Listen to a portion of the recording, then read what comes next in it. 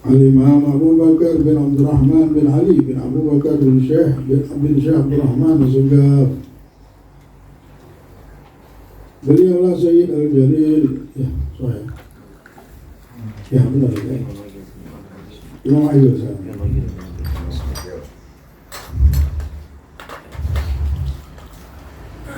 Imam Ayyub. Al-Imam Aqil bin Abdurrahman As-Sagaf. Beliaulah Sayyid Al-Imam Al-Muhaddith As-Sufi Al-Mukashif Aqil bin Abdurrahman bin Muhammad bin Ali bin Aqil bin Syekh Ahmad bin Abu Bakar bin Abdurrahman As-Sagaf. Beliau lahir di Tarim, tumbuh di sana dan juga meninggal di sana. Beliau hafal Al-Quran dan menyibukkan diri menuntut ilmu kepada sang ayah, hingga sang ayah memberi perhatian khusus, memuji dan mencintainya. Bahkan sang ayah telah memberi kabar gembira sebelum kelahirannya, telah akan terlahir anakku yang berkedudukan tinggi dan berusia panjang. Karena mereka orang Bahari dulu, ketika mau punya anak aja punya niat, mereka pasang niat, berdoa terus minta sama Allah, ya Allah, ya Allah berikan aku anak yang soleh, ya Allah berikan aku anak yang soleh, ya Allah. Sebelum nikah, sebelum pas nikah atau sebelum nikah sudah mereka berdoa terus. Tambah lagi pas buat anak, semuanya minta sama Allah. Ketika lahir anak, sebelum lahir anak ini kadang-kadang sudah dapat isyarat dari Allah bahwa engkau bakal punya anak yang soleh. Anak kadang-kadang datang Nabi Muhammad, inti Rasulullah. Rasulullah datang ngasih tahu bahwa ini hadiah dari Allah, punya anak soleh. Itulah akhirnya bisa mereka. Kenapa dari awal sudah punya niat dulu? Dari awal udah pengen punya anak yang soleh. Jadi harus diniatkan semuanya anak. Sebelum apa-apa kita berniat pasang, ya Allah, aku pengen hidup begini ya. Tapi yang kita niatkan, yang kita minta ini apa yang Allah minta ya. Allah minta kita harus punya anak soleh. Kita minta sama Allah, ya Allah minta anak soleh. Jadi yang Allah tuntut sama kita, itulah yang kita minta sama Allah. Allah suruh kita nolong orang, ya Allah berikan aku kekuatan untuk bisa nolong orang. Karena Allah suruh kita nolong orang. Di semua yang kita minta, apa yang Allah minta. Jangan pernah minta sesuatu yang tidak minta sama Allah. Nah itulah, akhirnya mereka ini ketika lahir sudah tahu kadang-kadang ini anak bagaimana. Kenapa dapat hadiah dari Allah? Dapat hadiah dari Allah. Kelak akan terlahir anakku yang berkedudukan tinggi, katanya, dan berusia panjang. Kalau sudah ngomong masalah umur ini dan kedudukan ini, tidak ada yang bisa kecuali Allah. Allah itu haknya Allah. Dan terbukti benar. Guru beliau Muhammad Al-Hadi bin Syihad juga memuji beliau dalam ilmu fikih. Beliau berguru pada Al-Faqih Al-Fadl bin Abdurrahman Bafadl. Di samping beliau selalu mengikuti pelajaran Imam Muhammad Al-Hadi, beliau juga berguru pada Imam Abdullah bin Syekh Al-Aidrus dan putranya Zain Al-Abidin. Beliau kenal betul dengan istilah-istilah para ulama sufi dan memberi perhatian khusus pada ilmu tasawuf. Beliau mencetak beberapa ulama besar, di antaranya guru kami Al-Habib Abdullah Al-Haddad. Habib Abdullah Al-Haddad pengarang syair syarah ini itu guru dia, gurunya dia ini Al-Habib Aqil.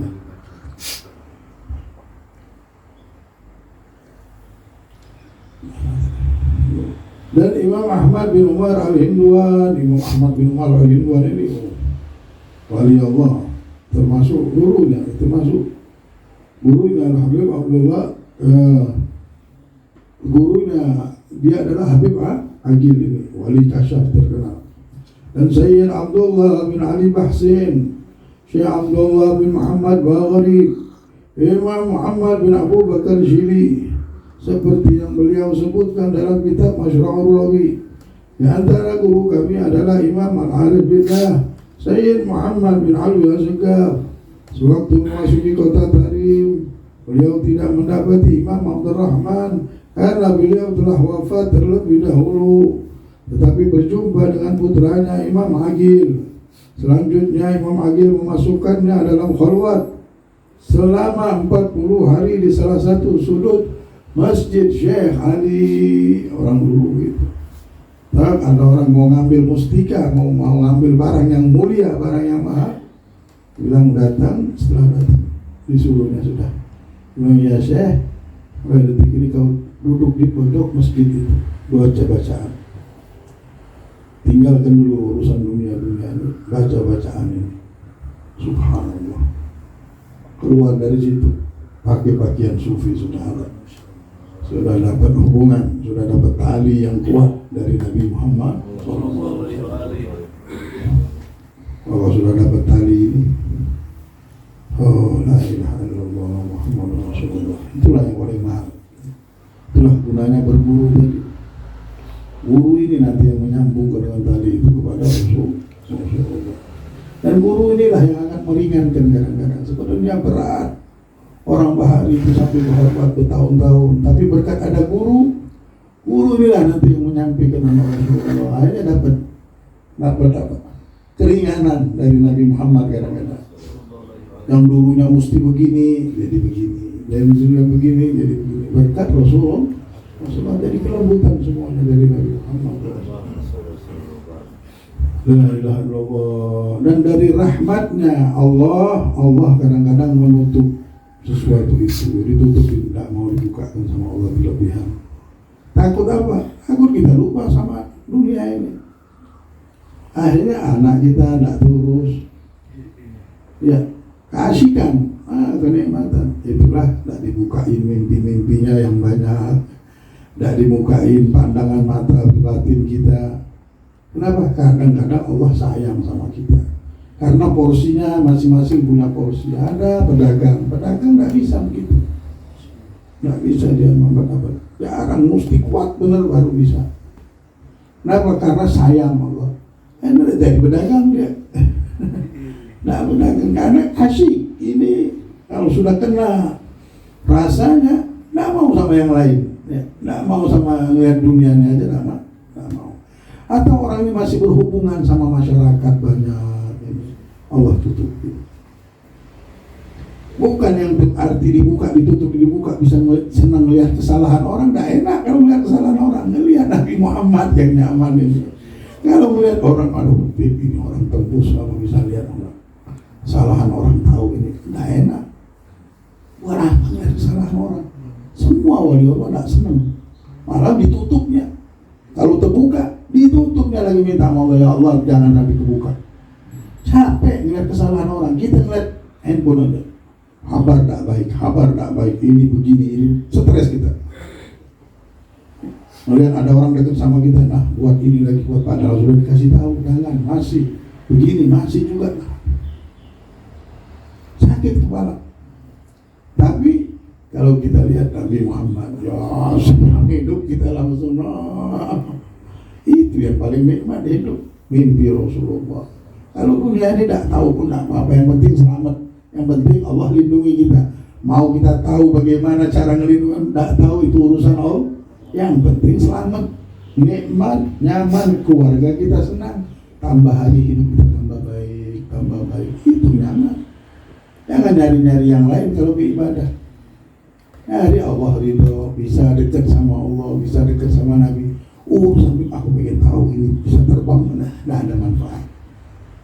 Sudah kita jalani semuanya. Yang begitu-begitu sudah dijalani semuanya, tidak ada manfaat. Untuk diri kita, untuk hidup kita, untuk hubungan kita sama Allah pun tidak ada manfaat. Malah memutuskan hubungan kita sama Allah.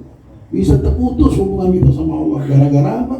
Gara-gara senang sama yang begitu-begitu. Tidak ada manfaat. Paling bermanfaat dekat sama Allah, dekat sama Nabi. Sudah himung sama Allah, himung sama Nabi. Sudah yang lain itu kayak subhanallah, tidak bisa ngomong kita lagi sudah ya. Tidak ada harta sebesar itu menurut kita, tidak ada. Lah aulia Allah semua amalannya mengapa? Supaya dekat dulu sama Allah. dekat sama Nabi Muhammad. Udah, kalau sudah dekat, nggak usah cerita lagi sudah masalah dunia, wala masalah apa-apa semua ada komplit. Nah, guru-gurunya Al-Habib para aulia Al-Habib Aqil ini, ada sebagian orang-orang yang mau ketemu abahnya wali besar dan didapatkan Habib Aqil. Subhanallah, ini Habib Allah juga izinkan menjadi seorang guru yang bisa membukakan hubungan seorang murid dengan Rasulullah SAW dan dengan Allah. Beliau juga memiliki kekeramatan yang luar biasa.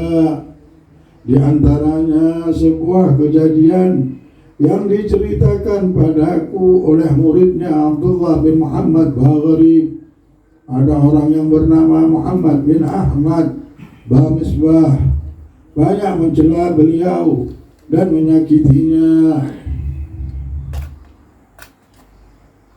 Beliau mendoakannya sambil berkata, lelaki itu akan jatuh dari atas rumahnya hingga patah tulang-tulangnya dan menimpa istrinya sampai mati juga. Dan memang terjadilah apa yang beliau ucapkan. Beliau juga pernah bilang kepada Abdullah ini, kelak beliau akan berangkat dan tinggal di kota Mekah, dan kenyataannya seperti yang beliau ucapkan. Terkadang mereka ini ngucap bukan nyumpahin ya. Yang kita sangka ini, kebetulan ini orang siapa ini? Ada orang yang bernama Muhammad bin Ahmad Bamisbah yang kerjaannya hobinya lah orang terus. Itulah bilang salamatul insan fi hifdzil insan. Mau selamat, kita jaga lidah kita. Mau selamat. Kalau sudah punya bacaan, punya wirid, lidah kita tidak senang lagi nanti ngomong-ngomong yang tidak manfaat. Tambah lagi mencela orang, tambah lagi menghina orang. Tidak ada. Salamatul insan fi hifdzil lisan. Keselamatan manusia ketika manusia itu sudah bisa menjaga lidahnya sendiri. Lidahmu adalah macanmu, masih dalam sangkar bagus dia. Tapi kalau sudah keluar dari kandangnya, bisa makan kita sendiri, tuannya dimakannya. Begitu juga lidah kita ini. Nah, ini ada orang namanya Muhammad bin Ahmad Bamisbah ini banyak mencela orang, bukan lagi ngomongin orang, mencela. Kalau ketemu orang dicela-celanya orang itu, dijatuhkannya, dihinanya, dan sampai menyakitinya dan menyakitinya. Beliau akhirnya mendoakannya. Siapa yang mendoakan ini? Abdullah bin Muhammad Bagharib.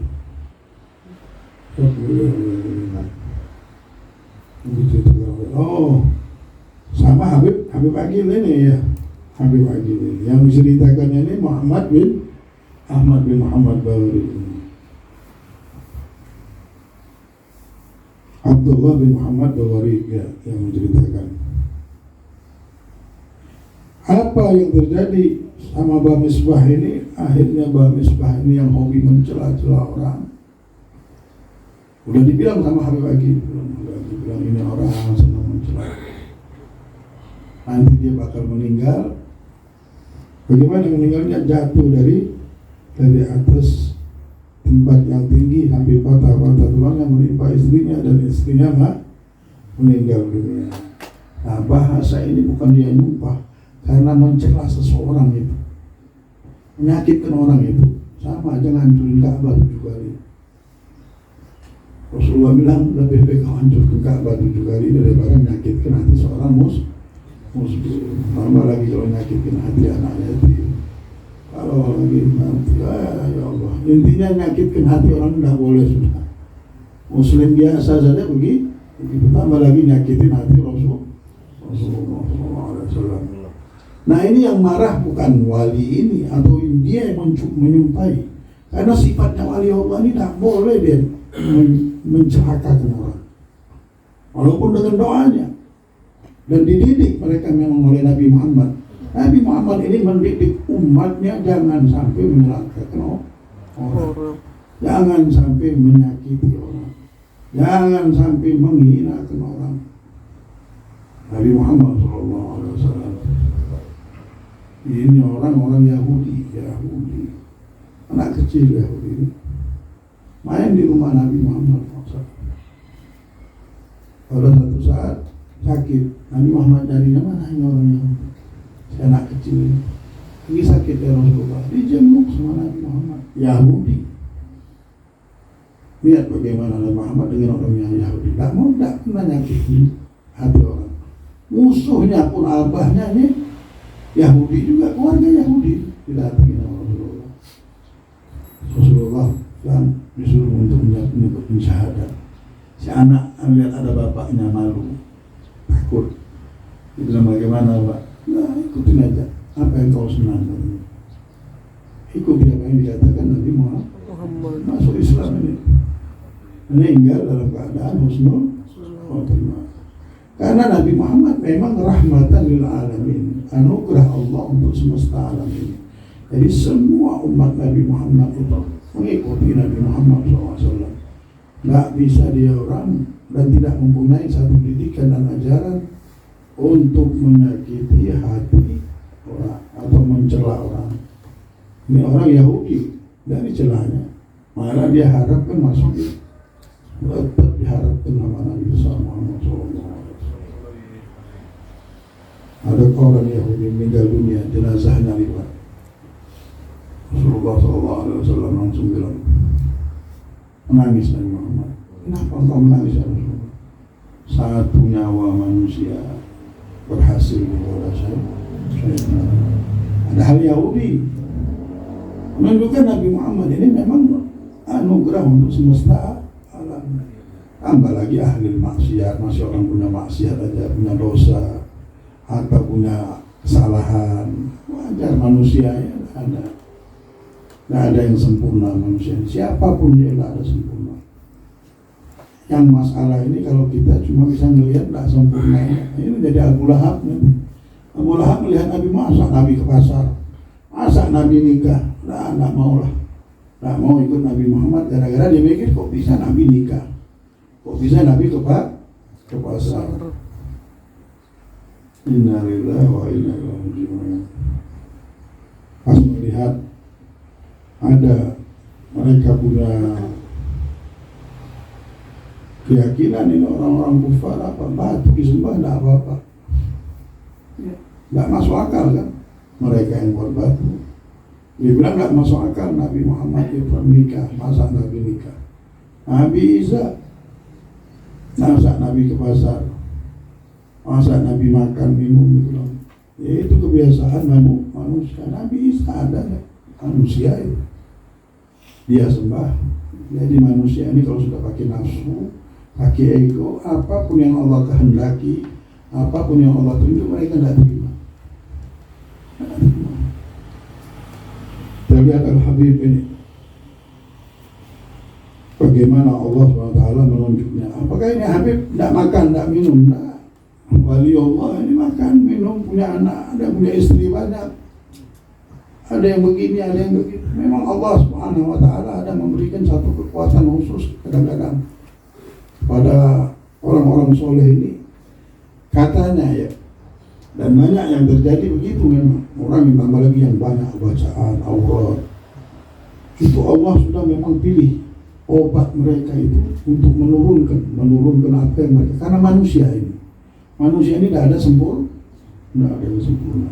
Nabi sebelum Nabi Muhammad punya istri, Nabi Sulaiman itu 500 istrinya. Sulaiman. Belum selir-selirnya, belum abadnya, budaknya. Bukan selir ya, budak. Dulu budak bisa berhubungan orang sama budak, boleh, karena dia adalah hak milik ya. Bukan seperti barang. Nabi Muhammad ini Nabi yang paling top. Punya istri cuma berapa istri Nabi? 9 saja.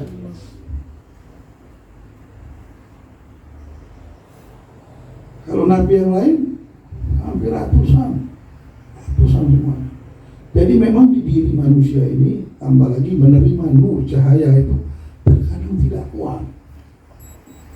Bukan terkadang, memang harus ada vitaminnya. Kita hidup ini harus makan. Manusia hidup Allah ciptakan nafsu. Nah nafsu ini nanti termasuk daripada meredam semua itu nikah. Tidak ada obatnya kecuali ini dengan nikah. Memang sudah hukum, nggak bisa. Mata ditaruh di depan, nggak bisa dirubah. Mau kehidupan ini modern kayak apa, tidak bisa. Di mata ditaruh di sebelah kiri, tidak bagus, nggak bisa melihat. Gara-gara zaman perputaran ini kita dapatkan, ternyata mata yang paling bagus diletakkan di belakang badan, nggak bisa. Allah memang sudah pilih tempat yang paling bagus. Ini takdir Allah, ini memang sudah pas semuanya. Hidung di sini, nggak bisa dirubah lagi tempatnya.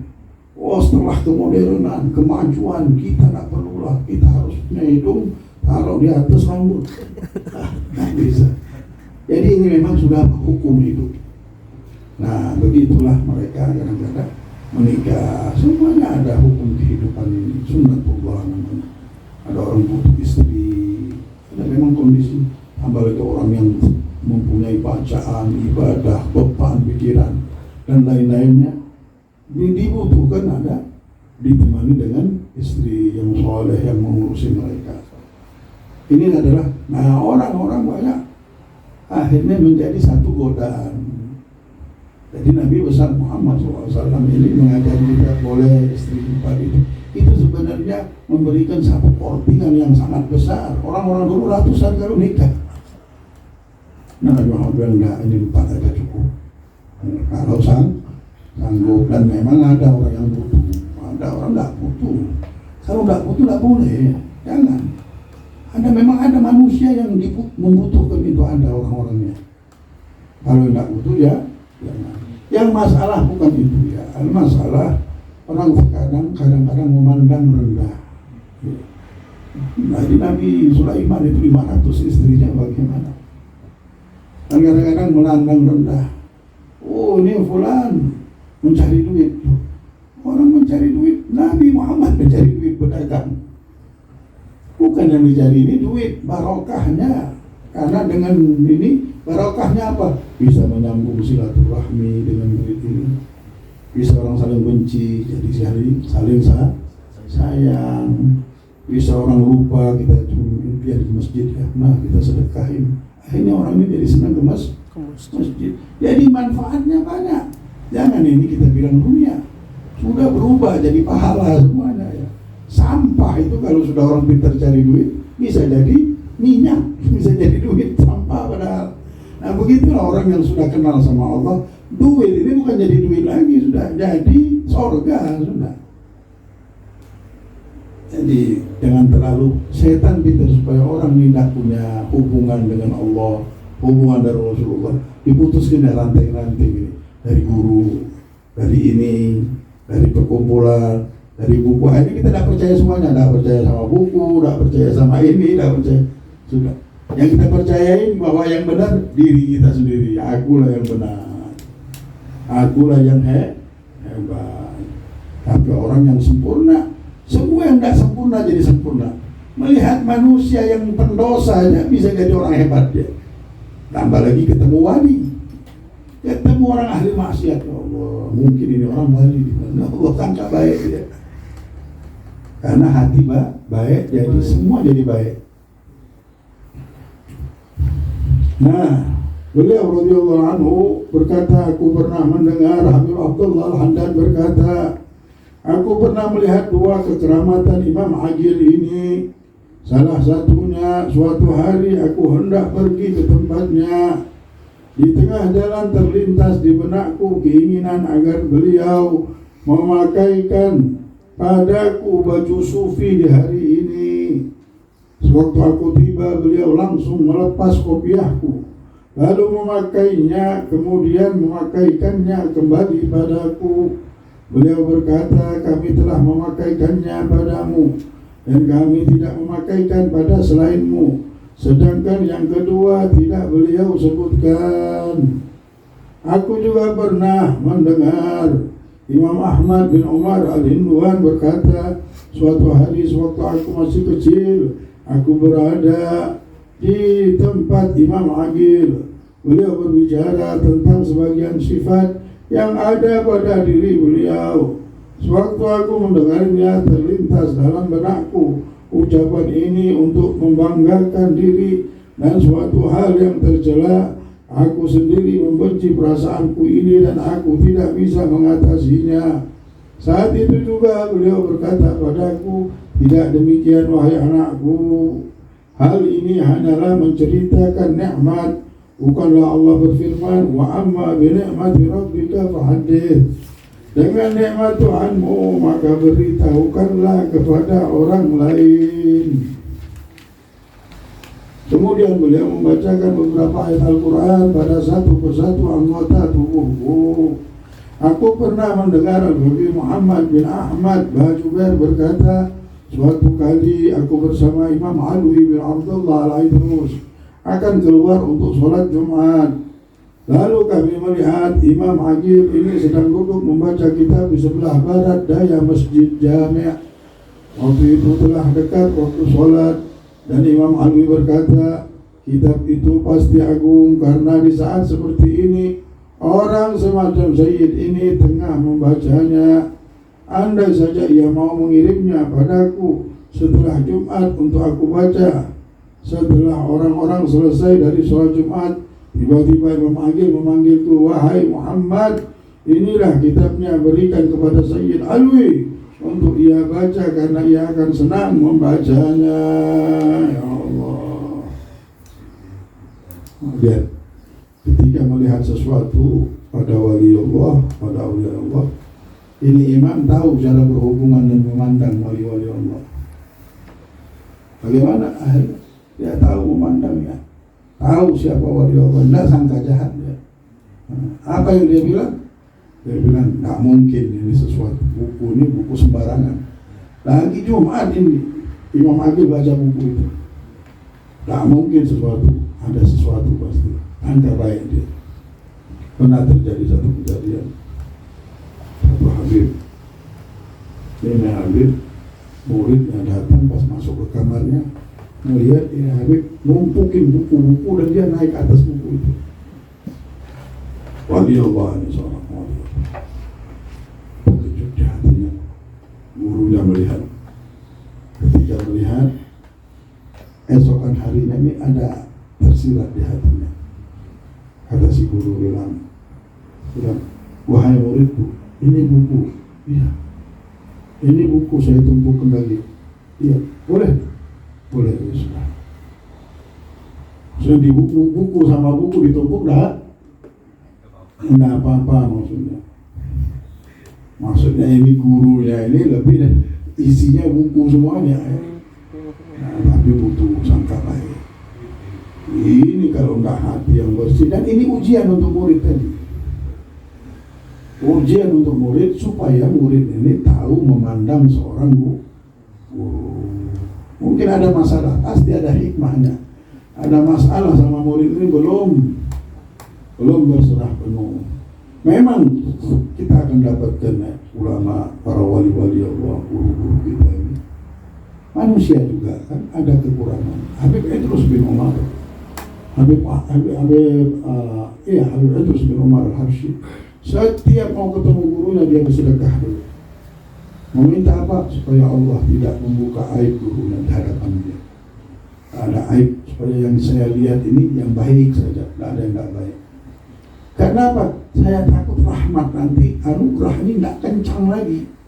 Karena kalau sudah melihat kekurangan sedikit saja dan kita ada berpikir, padahal itu manusiawi kadang-kadang ya. Sifat jangan kita berurusan sama sifat manusianya. Ambil sifat ketuhanannya, ambil sifat nabawinya, sifat yang ada nyambung dengan Nabi Muhammad. Abu Lahab tadi melihat Nabi Muhammad makannya, tidak dapat apa-apa. Dia bilang Nabi Muhammad makan, minum. Yang dilihat itu tidak dilihat warisan Nabi Muhammad, tidak dilihat wahyu Allah yang turun pada Nabi Muhammad. Tidak dapat apa-apa, malah jadi musuhnya Allah. Tambah lagi yang setelahnya ini. Oleh Allah ada kekurangan. Ada ini semua manusia tidak ada. Tapi itulah proses kehidupan tadi. Nah, yang harus kita pikirkan kenapa kekurangan ini dibuka ke hadapan kita. Dan sikap apa yang harus kita ambil ketika kita melihat kekurangan. Sama muslim biasa saja, bukan sama guru, bukan sama nabi, bukan sama wali Allah. Kasih 70 uzur. Rasulullah bilang, Mungkin ini, kasih 70. 70 unsur dikasih. Harus kita kasih, tambah lagi sama aulia usholihin, sama para anbiya, supaya dapat barokah. Itulah cara berhubungan. Seperti kita pedagang, ada caranya kita berhubungan sama pedagang. Pedagang, pembeli datang, mau dia bercandang, tidak bisa, memang raja. Pembeli adalah raja, tidak bisa kita, jangan kita sekali-sekali jadikan pembeli ini adalah budak kita. Tidak akan datang lagi dia. Kenapa? Ini jualnya nggak dapat rezeki aja, mesti begitu kita. Harus kita rajakan si pembeli. Mau dia salah, kita bilang, raja kita dia sekarang apa? Dia pembeli sekarang posisinya. Kecuali dia bukan pembeli, dia sekarang ini pembeli. Mau bagaimanapun dia raja kita. Setelah dia pulang ketemu dulu lain lagi masalahnya. Tapi di posisi pembeli, dia adalah raja. Ada akhlaknya, ada adabnya. Dia sebagai raja. Dia buat salah apapun, benar, raja. Kayak orang tua kita, ibu kita, mau bagaimanapun kita, mau apa kan, mau bolak balik ke bawah, tetap kita salah kita ya. Jangan pernah, kecuali urusan iman, kecuali urusan maksiat ini. Tapi kalau urusan yang lain tetap jangan pernah kita bilang kita yang benar, kita sudah yang salah sudah. Nah, jadi mudah-mudahan cara ini adab diajarkan oleh Nabi Muhammad. Kita amalkan adab ini, butuh sabar memang. Mau beradab, sabar harus. Tidak bisa kita beradab, tawadu, menghormati orang. Itu butuh sabar. Dan sabar ini separuh daripada iman. Kalau orang sudah bisa beradab, ini orang sudah percaya sama Allah. Sudah punya separuh iman, dia sudah punya, ya Allah, iman. Orang punya sabar ini sudah beruntung benar. Beruntungnya hidup orang sabar. Imam Malik bin Dinar ini pada satu saat ditampar orangnya. Ditampar oleh seseorang. Akhirnya muridnya ini, Nabi, kamu tahu siapa yang kau tampar? Siapa? Dia bilang, itu Malik bin Dinar, seorang ahli Allah yang doanya di kamu. Takut dia datang, ya Malik, maafkan aku. Aku sudah maafkan. Sebelum engkau mengangkat tanganmu sudah aku maafkan. Bagaimana aku tidak mau maafkan? Malah didoakan masuk surga lagi. Aku doakan kau masuk surga. Ya Allah, hebatnya. Bagaimana tidak? Gara-gara engkau menampar tadi, aku bisa bersabar. Nah lihat, yang dicari ini kan ibadah, bukan cari duit lagi. Aku dapatkan si sabar ini. Aku bersabar, dan orang yang sabar laisa lahul jaza illal jannah. Tidak ada balasan untuk orang sabar kecuali surga. Surga balasan sabar. Gara-gara engkau mukul, coba engkau tidak mukul, aku tidak dapat surga. Lihat hati bersih. Hati bersih, inilah hati harus bersih. Kalau kau tidak mukul, kau tadi aku tidak sabar. Gara-gara kau mukul, aku dapatkan ibadah sabar. Masa orang yang memberi aku surga, aku tidak doakan dan aku tidak maafkan, dibilang. Pasti aku maafkan, dibilang. Nah, ini cara mencari hebat ini. Rumus dia mau dapat surga, hebat. Nah, itulah cara-cara wali Allah. Itu orang kalau sudah kenal sama hidup, kenal sama Allah, tidak mau lagi. Asik terus, ya, nikmat terus. Dapat ujian, dibilang ujian inilah pintu surga. Dapat inilah rahmat Allah Subhanahu. Nah, dia tahu di dunia tempat lewat, bukan tempat tujuan. Namanya tempat lewat. Pian transit di Jakarta, mau beli ini, mau beli banyak-banyak, buat apa? Ini kan transit aja. Cukupnya aja kita bisa nyewa sini, sudah alhamdulillah bisa nyewa. Kalau mau beli supaya tidak tergantung, ya sudah, beli aja. Tapi kalau banyak-banyak beli buat apa? Karena numpang lewat saja.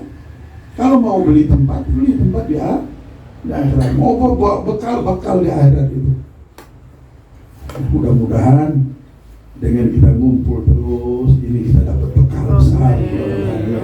Bekal dari Nabi Muhammad SAW. Dunia kita senang, akhirat kita senang. Di dunia kita dibahagiakan Allah, di akhirat kita dibahagiakan Allah. Di dunia kita selamat, di akhirat kita selamat dengan syafaat Nabi besar Muhammad.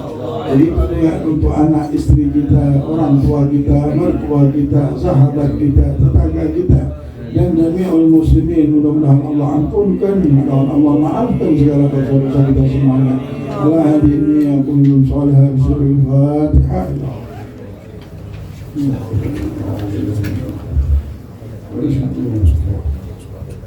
Allah